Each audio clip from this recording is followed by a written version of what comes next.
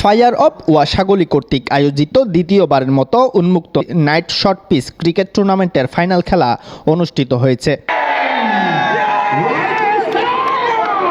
22 ফেব্রুয়ারি রাতে নগরীর নারিকেলতলা এলাকায় সাইয়েদ মুরাদের সঞ্চালনায় পুরস্কার বিতরণী অনুষ্ঠানে প্রধান অতিথি হিসেবে উপস্থিত ছিলেন এলিট গ্রুপের পরিচালক মিজানুর রহমান পারুল।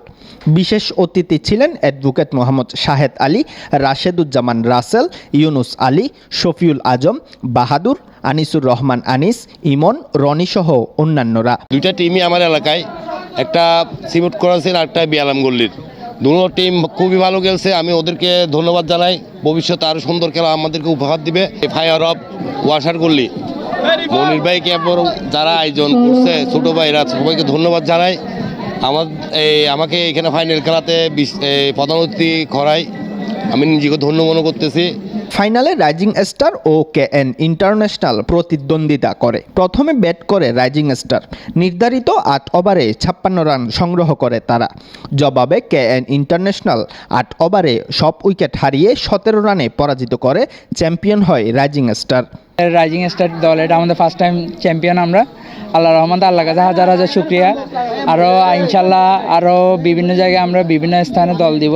ইনশাল্লাহ আমরা সব জায়গায় চ্যাম্পিয়ন হওয়ার চেষ্টা করব।